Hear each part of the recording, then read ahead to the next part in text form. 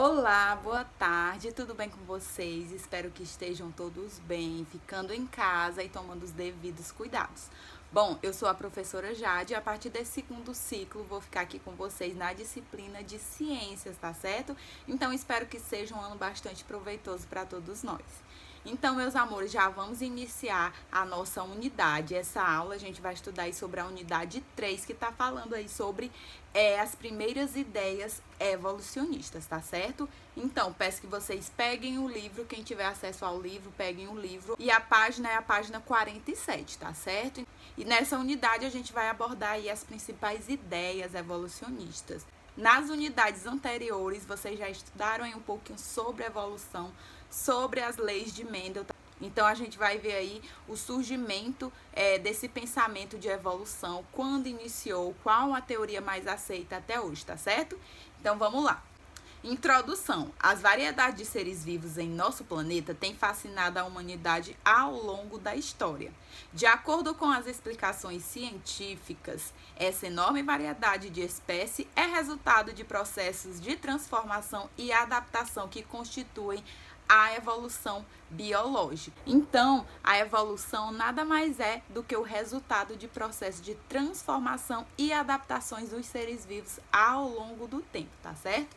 Então, aí a gente tem as duas principais teorias aí que surgiu há muito tempo, que é o fixismo e o evolucionismo, tá certo? O evolucionismo é o mesmo transformismo que está abordando aí no nosso livro, certo?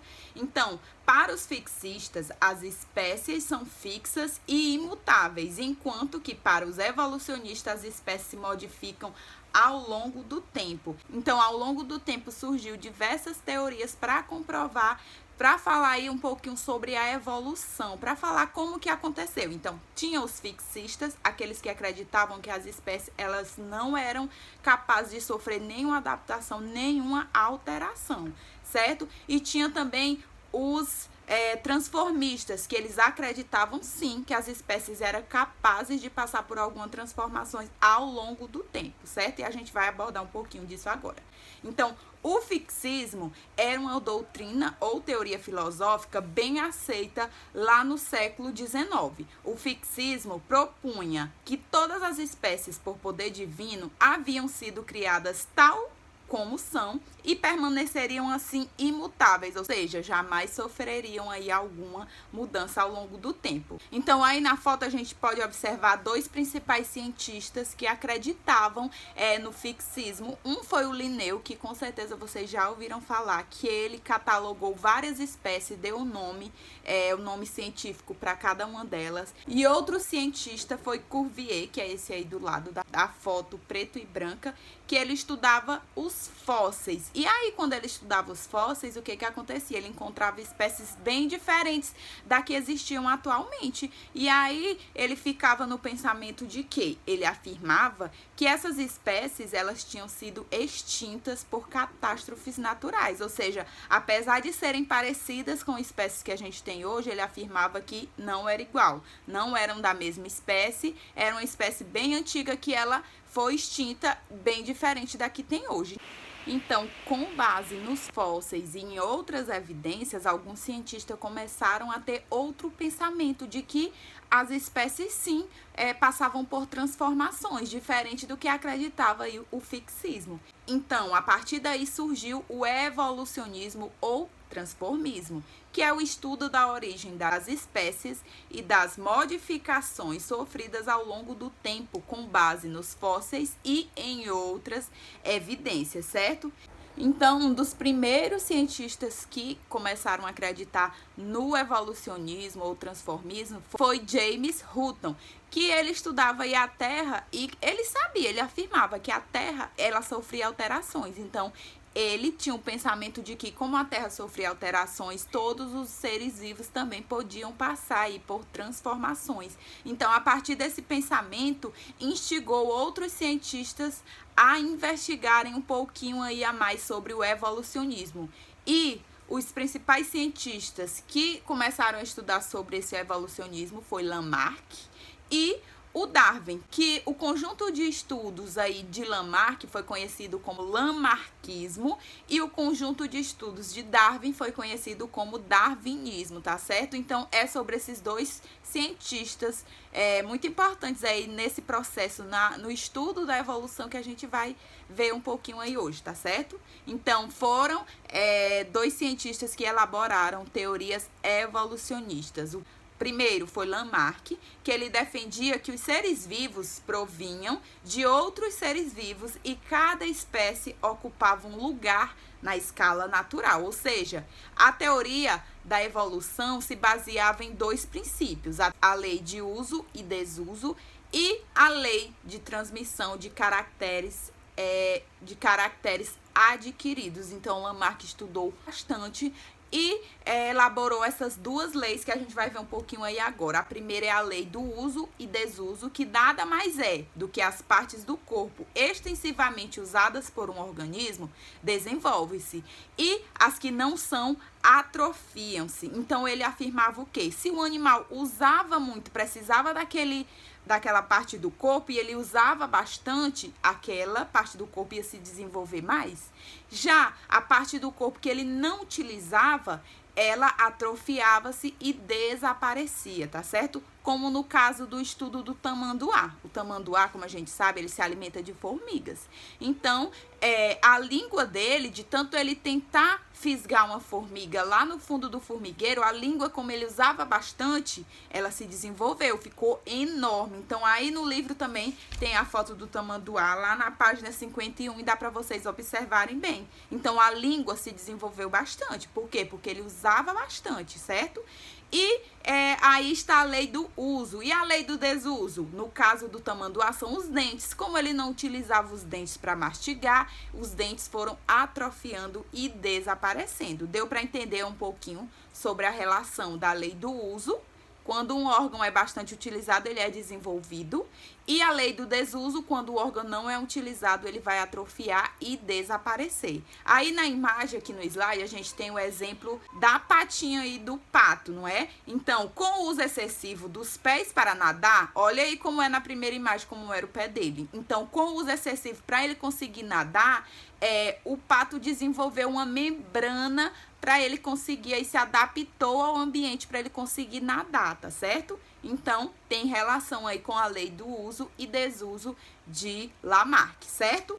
Já a lei da transmissão de caracteres adquiridos são as características que um organismo adquire ao longo de sua vida. Pelo uso ou desuso, são transmitidas à sua descendência. Ou seja, um animal, por exemplo, aí como foi citado o pato, que ele desenvolveu a membrana nas patas, os próximos filhotes dele, próxima linhagem de patos também vão nascer aí com essa característica, certo? Então vai ser passada de geração em geração, como foi no caso do tamanduá. Então Lamarck afirmava que os tamanduás antigos, eles tinham dentes e não tinham uma língua bem desenvolvida. Então, com a lei do uso e desuso, os dentes desapareceram, que ele não usava, e a língua desenvolveu. Então, os próximos descendentes que são conhecidos até hoje, os tamanduás, não têm dentes e a língua bem desenvolvida, tá certo? Então, a gente tem aí um exemplo.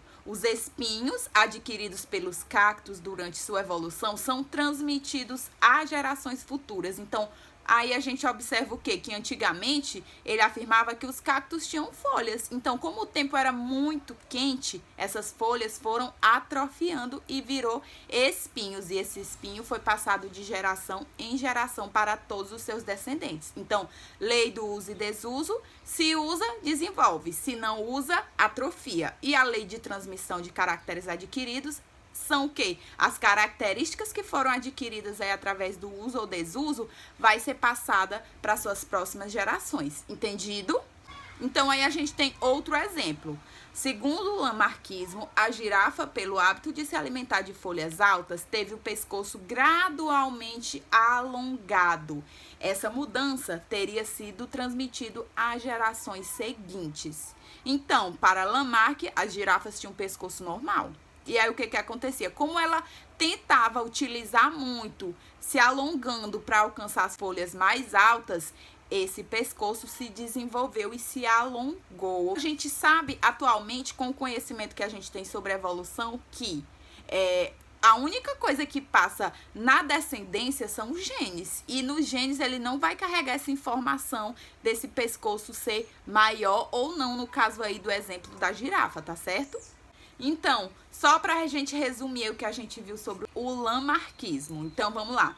Exigência ambiental, ou seja, há uma exigência desse animal se adaptar ao ambiente. Então, vai haver a necessidade também da adaptação. Se ele for usar essa estrutura, vai se desenvolver. Se ele não for utilizar essa estrutura, esse órgão vai atrofiar. Atrofiando ou desenvolvendo, essa estrutura ela vai passar para os seus próximos descendentes, certo? Então aí a gente tem algumas críticas sobre o lamarquismo, como eu falei anteriormente. A lei do uso e desuso não é verdadeira em todas as situações e os órgãos desenvolvidos pelo uso sofrem regressão quando deixam de ser usados, como por exemplo, vamos supor que uma pessoa sofreu um acidente e teve aí que amputar uma perna, por exemplo. Será se o próximo filho dele vai nascer sem perna? Não. Por quê? Porque essa característica ele não vai passar nos genes. A única coisa que acontece quando ocorre a fecundação é a troca de material genético. Então, a única coisa que vai passar aí para sua próxima descendência são seus genes, são as suas características. Então, as características adquiridas ao longo da vida por um ser vivo afetam apenas a sua parte somática e não material genético, ou seja, não são transmitidas à sua próxima geração, certo? Então agora vamos falar um pouquinho sobre o nosso próximo cientista que elaborou uma teoria evolutiva que é aceita até hoje, que é o Darwin.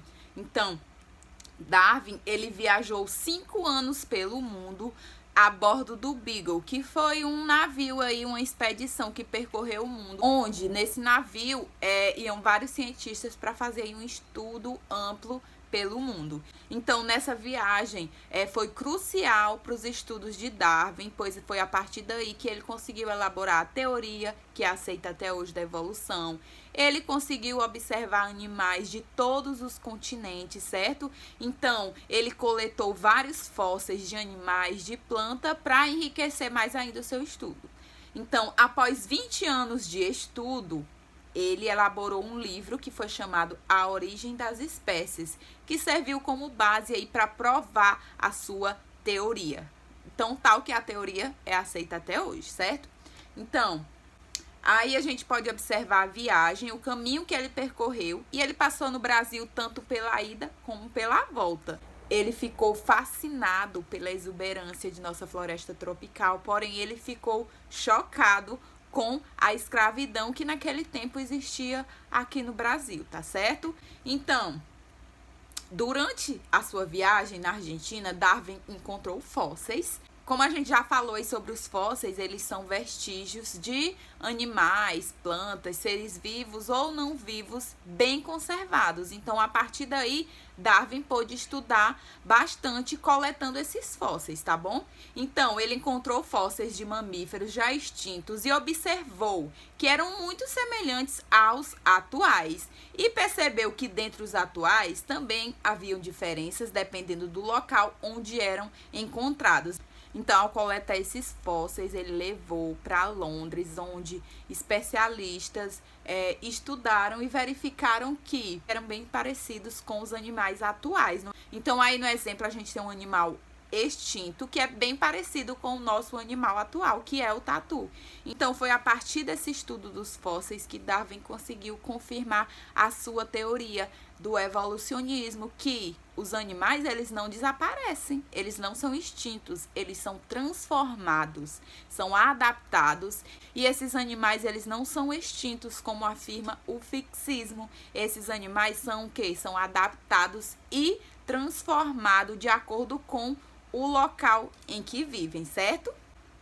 Então, um dos locais que Darwin passou foi a Ilha de Galápagos, onde ele descobriu inúmeras diferenças e semelhanças entre a fauna e a flora das ilhas do continente. Ou seja, aí na imagem a gente tem como observar, não é, o arquipélago, e todas essas ilhas, Darwin, ele pôde observar que tinham diferenças e semelhanças tanto na fauna como na flora desse ambiente, certo? Então ele ficou maravilhado com as tartarugas gigantes, 7 espécies que ele conheceu e catalogou essas espécies, e com os tentilhões, que são pássaros, onde Darwin fez um estudo mais amplo, que ele recolheu exemplares e conduziu diversas experiências para análise e estudos futuros, todos nessa ilha de Galápagos. Então aí a gente tem um exemplo dos tentilhões, que são pássaros que viviam em locais diferentes da ilha, eram da mesma espécie, porém tinham algumas diferenças, tá bom? Todos eles eram tentilhões, porém o que mudava? Mudava o formato do bico. Sabe por que mudava o formato do bico? Porque dependia aí da alimentação desse local. Por exemplo, quando o alimento disponível naquele lugar era folhas, então o bico estava adaptado para comer folhas. Insetos, o bico era mais alongado. Larvas também tinha um pouquinho mais alongado o bico. E frutas, o bico era mais curto, porém mais resistente para quebrar as sementes. Então, os animais eram da mesma espécie, porém com características diferentes um dos outros, certo? Então, foi a partir de todos esses estudos que surgiu a teoria da seleção natural, que a gente vai conhecer um pouquinho mais sobre essa teoria. Então, os aspectos principais dessa teoria é que as diversas formas de vida surgiram de ancestrais comuns por modificações na descendência. Então, como exemplo, a gente viu aí os tentilhões, que eles tinham um ancestral comum, porém mudava o quê?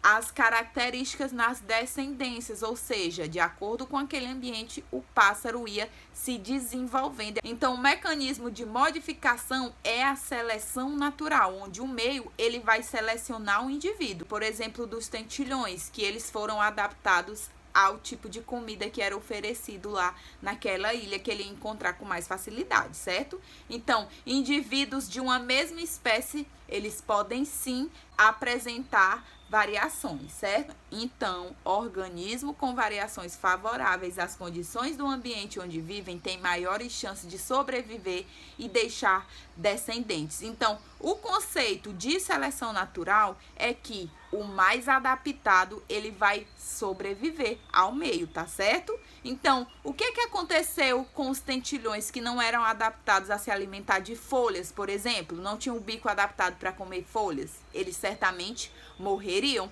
Então, naquele local onde era disponível somente as folhas para se alimentarem, os mais adaptados foram os que sobreviveram, os que tinham o bico propriamente aí para se alimentar das folhas, certo? Então, assim, ao longo das gerações, a atuação da seleção natural sobre os indivíduos melhora ou mantém o grau de adaptação destes ao meio. Então, lembram que a gente falou aí lá em Lamarck, que ele afirmava que as girafas, de tanto tentar alcançar as folhas mais altas, o pescoço se desenvolveu? Então, Darwin também tinha a teoria que, segundo ele, existiam girafas de pescoço longo, pescoço médio e pescoço curto. As de pescoço longo, por terem mais chances de alcançar alimento alto, sobreviviam deixando semelhantes, ou seja, a girafa de pescoço curto e pescoço médio que não alcançavam morreriam. E aí, qual foi a que deixou descendentes? Foi a girafa de pescoço alto. Então, essa é a explicação por que as girafas têm o pescoço tão grande, não é? Então, para alcançar as maiores árvores, as girafas de pescoço alto, conseguiram aí sobreviver e deixar seus descendentes.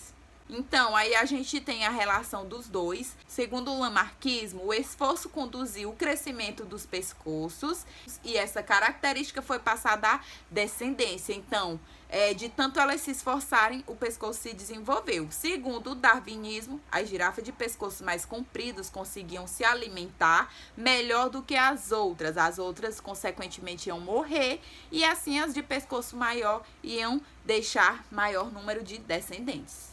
Então, na época em que Darwin sugeriu a teoria evolucionista, ele foi bastante criticado, pois na Bíblia estavam presentes as ideias fixistas, ou seja, fixismo não sofria aí nenhuma alteração durante o tempo.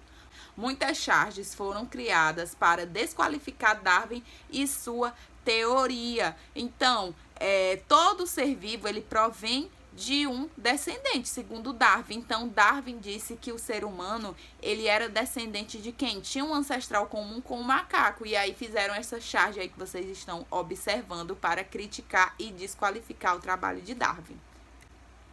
Então, a teoria de Darwin passou a ser aceita pelo meio científico só lá pelo século XX, depois da descoberta de Mendel. Então, somente depois da descoberta de Mendel, lembra o que vocês viram aí na unidade anterior sobre Mendel? As descobertas de Mendel sobre a transmissão hereditária das características, certo? Então, surgiu assim a teoria sintética da evolução. Juntou o darwinismo, que é o que? A teoria da seleção natural, que o mais adaptado ele sobrevive e deixa maior número de descendentes. Juntou com a genética de Mendel, que é o que? A transmissão hereditária das características, e assim surgiu a teoria sintética da evolução, que é a teoria que é aceita até hoje e que é a teoria que a gente vai estudar no nosso próximo capítulo, certo? Então, meus amores, chegou a hora de praticar aí o que a gente aprendeu na aula de hoje. Fiquem ligadinhos aí no WhatsApp, que se houver alguma dúvida, já digita lá que eu vou estar lá respondendo, certo? Então, um beijo e até a próxima!